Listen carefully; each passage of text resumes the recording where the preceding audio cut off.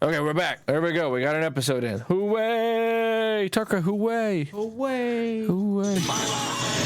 现在我有冰淇淋，我很喜欢冰淇淋，我也喜欢。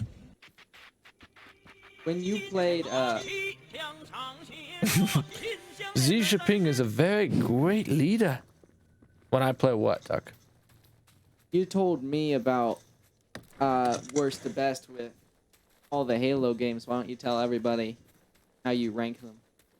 The Halo games? You love these tier lists. Like, that's what you want to talk about, is tier lists. Tucker loves tier lists. Well, How I you know rank the about Halos is simple. Halo 1, because it's the OG, it's got the campaign, it was the most revolutionary some. one. Wait, so you rated that at the bottom? No, number 1. I'm Well, going I for... said worst to best. Well, it's too damn late now. You already know number 1.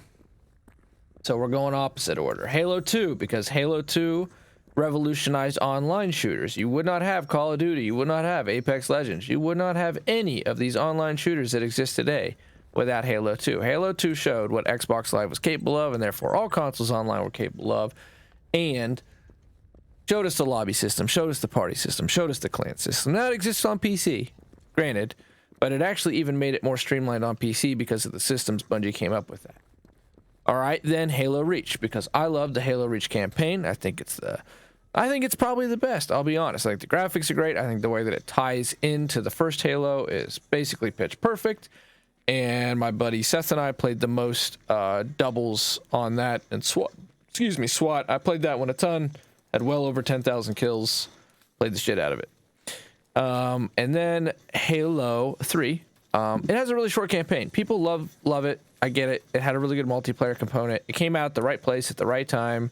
It's when 360 was super strong and was actually beating PS3 to start with. It was cheap. It was a great system. And Halo 3 was right there, just like Halo 1, to really bring that console home. But I think the campaign's really short. I think the AI is really cool. I think the graphics are good. I never loved... well, you know what? It's fine. It's just short. And the multiplayer was... Yeah, it's just basically a better Halo 2. It brings the story to a close. And from there, I mean, are we only doing OGs, or are we including 4, 5, and Infinite? We'll include all of them.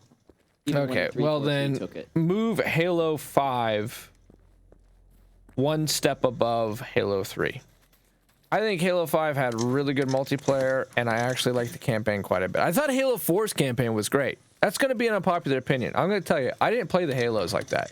Once Bungie was done with Halo, I went to Destiny, and then my buddy Tyrell and I were trying to get ready. Those are actually on this YouTube channel. We did all the Halos on Legendary, and in fact, we even did all of the Halo 4 Spartan assaults. So we went hard, but I thought Halo 4 was surprisingly good, and I had held off on it because I figured it was, you know, it is what it is. You know, they needed to keep their best-selling franchise going. I guess that is our safe house. I thought we already unlocked this one. And I was pleasantly surprised, but the campaign had weaknesses, and namely the Prometheans are like basically bullet sponges without really obvious weaknesses, and their guns are really, really shitty. So that was my issue there. But Halo 5 then had exceptionally good multiplayer, and I put it above Halo 4. So our rank is Halo 1, Halo 2, Halo Reach, Halo 5, Halo 4, Halo 5 because the campaign was improved upon. They got the guys from Star Wars Republic Commandos to do the AI for your Spartan team. You play Locke and Master Chief. Now, most people are going to tell you they hate the story, and that's fair. But I also thought they did some really cool things that are, to this day, are underappreciated. And that includes boss battles. It's the first time... No, it's not the first time, but it's the first time since Halo 2, I believe. Maybe 3. Anyway, that they had boss battles, and they were like kind of complex. They were, they were like Doom and stuff. The squad AI was super complex, and then the biggest, number one, most noble thing that gets forgotten about Halo 5 is the movement was actually really good. It was complex. Like, it was one of those 5 minutes to learn, a lifetime to master. You could pull off just as cool a stuff as in Halo 5 as you can in Apex Legends. You can scoot, you can dash, you can dive, you have a jetpack, you can do a ground slam.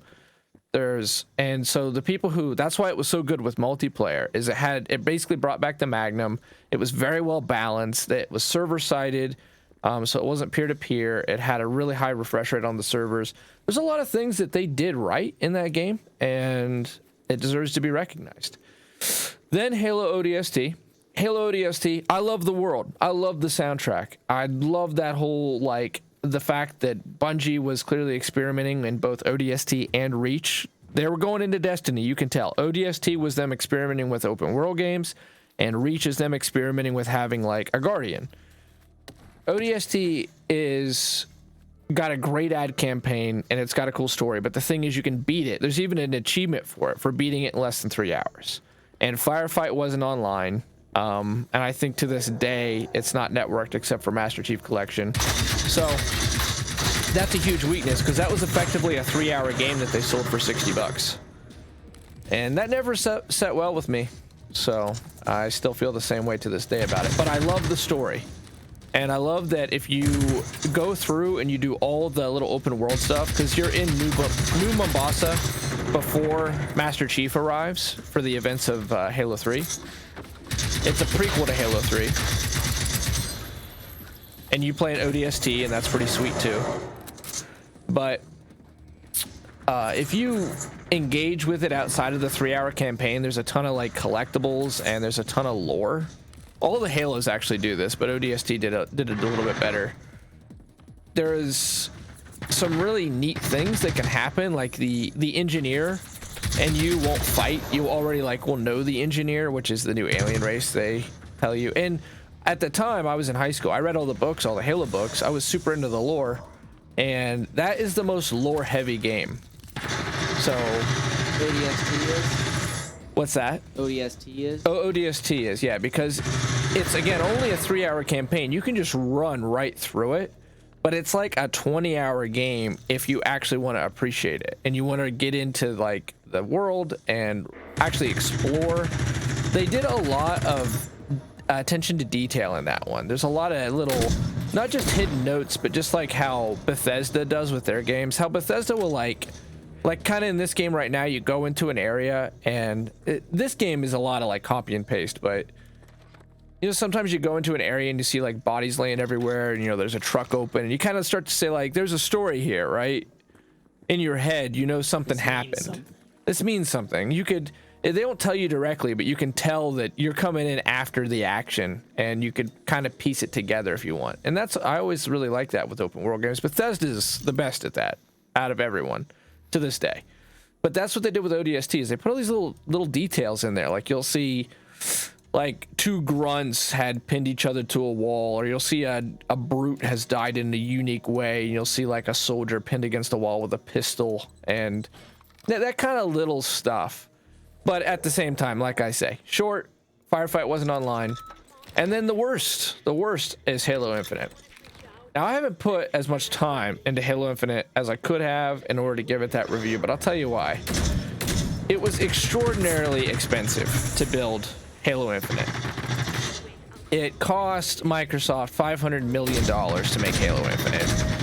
The PS 8 million, whatever we're on to 5, you know, it's selling like gangbusters. And so Microsoft really needed a win from Halo again.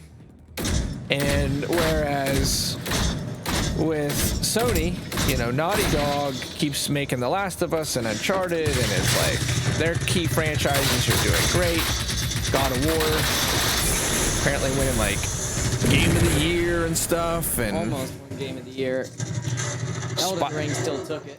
Spider-Man doing really good. Like, you know, Sony's been having a hell of a good last couple years. Microsoft really needed a win. Because I talk to Tucker all the time, because it's really his age group that's the most important with the console war. And he tells me, you say all your buddies just play PlayStation, right, Tucker? Yeah. When they want to play a game, they usually boot up a PlayStation. Yeah, so everybody's anything unique that you can play on an Xbox.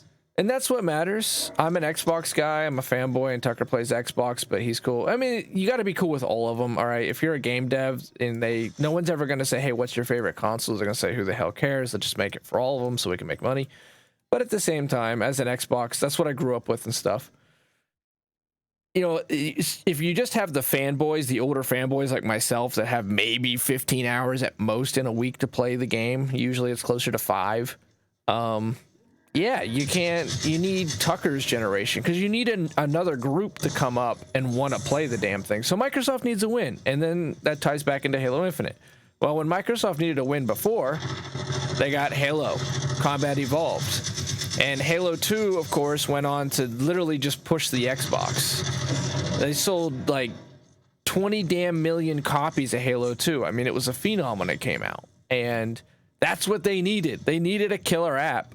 And people might say the console wars are kind of dead because, you know, PlayStation's basically won and Nintendo's got its whole Blue Ocean thing where it just sells to its own little market. It does great.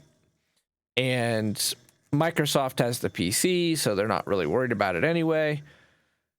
But I guarantee you Microsoft still wants to sell consoles and still wants people on the install base for Xbox and on the OS and in their market. Or they wouldn't have kept doing this all these years. So they needed a win, and Halo Infinite was supposed to be that win, and they gave them a shit ton of money to do it. And I was not impressed by Halo Infinite. I've got buddies that have put so much more time into it, but I'd say every bit of 100 hours, maybe 50. But still, Tucker and I played quite a bit of the multiplayer, and Tucker's going to tell you his opinion. It's not going to be very good, but you know, I played by myself a lot. And at that time, I have yet to play the campaign, even though I have heard it's good. So maybe that'll change my mind. But as of right now, the problem with Halo Infinite is it's really just like very generic. Besides that grappling hook, there's nothing that sets it aside anymore. There's nothing. The movement is very stiff. Even the Doomslayer, okay, there's no sprint. It's because the sprint is on by default. I said that in my capstone for both the Doom games because it's so fast. You don't need a sprint button. There's so many different ways to get mobility, and everything is so fast and so smooth. So if you want to go old school, Doom is the old new school. If you want to go really modern, cutting edge, you want to look at the CODs then, and you want to look at Apex. And so where's Halo in this? That's the issue. Is, you know, the game has changed. It changed with Titanfall. It changed with Warzone. It changed with PUBG even. And it changed with Doom. Halo was also the first and second Halos. I mean, they were programmed so well. They ran very smoothly, especially for what they were doing. Can you get up? No. I'll just meet you. Oh, I was in the middle of reviving you. My bad. So I was disappointed by Halo Infinite because it just felt like a generic shooter. And that's really sad, okay? That's super sad because it's Halo and it costed a lot of money and it used to mean so much. And now it's just like, it has so much more competition. And so it's become so difficult to justify playing it over any other. Like, this game's cool because it's got the giant robot thing and it has the attachments and it's really unique. Halo doesn't even have attachments. It just has shitty cosmetics that it's trying to money grub off of you constantly. Like, the biggest thing about Halo Infinite is you used to have tons, like, we got Halo Reach, my favorite multiplayer Halo. The Elite, you could play as an Elite, and there were tons of customizations for it. You could customize your Spartan however way you wanted to customize your Spartan, and all the unlocks were done through the campaign and through the multiplayer. There was no microtransaction shop. Now, granted, they did free multiplayer this time, but they sell, like, the colors. You can't even color your Spartan, and they're like, well, there's even more freedom and to make your Spartan whatever you want him to look like, or her, it, or they, them, z's, or shit, whatever. And so have at it, enjoy. Well, what they don't tell you is the skins only come in these packs, and they're usually $20 to $40, and you have to get a bunch of stuff you don't want. And the way that they do the free shit is there's events that they do basically every month, every 2 weeks. And it's extremely convoluted. You have to do the daily and weekly challenges, but the daily and weekly challenges require that you go into certain modes that back then you couldn't load into, or require you to get certain weapons, or require you to get wins, or so it'll be like, this week we're doing the Cyberpunk Samurai shitbag, you know, and it'd be like, but you have to win at least 3 3 games of team deathmatch and 3 games of capture the flag, and it'll be on like a random rotation of like 4 different games inside of it. It's like a grab bag thing, and when people didn't get the mode they wanted, they just quit out. And if they're about to not win, they just quit out. They don't care. And so you probably don't get the mode you need, and you probably don't get the wins you want, and you only have so long to do it. And then this was the crappiest thing, is then it was like, wasn't it, Tucker? It was picked at random. You gain like X amount of points, and then you got to open a pack, and it would be any random item from the event. And so very similar to Apex, how they money grub people. And if you didn't get the item you wanted or whatever, well, that's too bad. And then they typically made it so that you couldn't actually complete the event in the time required. So they would always return it. It's all this stuff, you know, to keep you coming back, But Halo Infinite, to me, just wasn't fun enough to keep me coming back. And the last part of that, to wrap it all up, is Halo Infinite also has, you know, it's Halo. Well, people love Halo. There's still a very hardcore, committed community around it. And it's been, when I played it, I mean, I used to get shit on because people were so good. I was decent at Halo, but I was never like really, truly good at Halo, because that's a whole nother level. That's a true esport. And those people are still around, and they are seismically good, and that makes it tough for Microsoft to onload new people, because when games are fresh, you know, and everybody kind of starts even, that's when, like, that's why Fortnite was so fun when it first came out, because everybody equally sucked, so it was easy to have like good matches out of nowhere. And then everyone was super sweaty, and that kind of ruined Fortnite. That's Halo day one. It was sweaty day one. So there's my thoughts. Tucker, your turn. I feel like the reason that Halo people don't find it to be too good is because 343 is just scared of trying new things. Because they're trying to keep the Halo formula, not try and change it too much. But that's what makes Halo so good. It's unique. Unique from all the others. Yeah, it was unique. Now 343 just trying to make it some generic online shooter. Halo isn't that. Yeah, I'll tell you the better Halo. It's called Splitgate. Tucker and I played it, and I've made some YouTube videos on it. It feels really unique. Yeah, it's really unique. It has a very similar time to kill as Halo, but it introduces a twist, and that's the portals, and that's the fast movement, and that's what is a really simple gameplay mechanic can turn out to be a really unique gameplay. Well, yeah, the portal thing seems simple, but it's one of those 5 minutes to learn, a lifetime to master. But the thing I was trying to think of is, like, I guess I'll use the word brisk. I don't like that word for this. Time to kill. The time to kill isn't like COD, where they get you or PUBG and you just get burst down. But it's not as long as Halo either. It's just like right in between, and it's kind of like the health bar in Apex if you don't have any armor. Like, there's enough there and there's enough movement that you can get out, but it's also quick enough that if you get a hold of somebody, you're gonna get the kill. Like, Halo is really bad about, you shoot somebody, you blow their shield off, and then they run away and they get out of it. Dude, that guy's just farting whoa, look at him, Tucker. Look at his back. Oh, that's an apocalypse. That's an apocalypse hunter. Dude, that thing's sweet. He's got radiation on him. Be careful. That thing's cool looking. Oh, the ticks have stingers. Whoa. Oh, dude, you're irradiated. I'm poisoned. Holy shit. You have like a radioactive symbol above you. Man, these guys are tough as hell. Oh, these are cool. They're setting. Oh, no. 2 of them. There's a lot. Oh, God.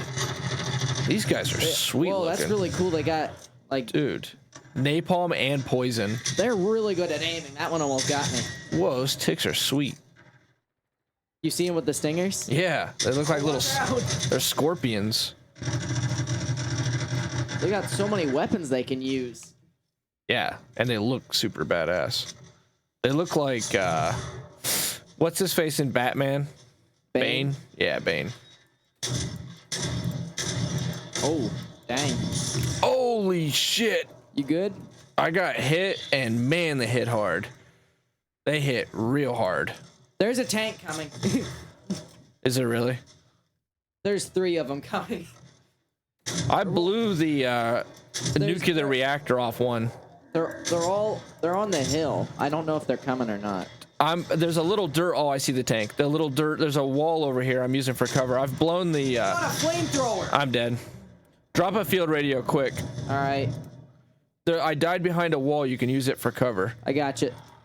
I got the field radio. You're All in right. the middle of you're gonna be in the middle of the field though. That's fine. I blew the nuclear reactors off two of those bastards.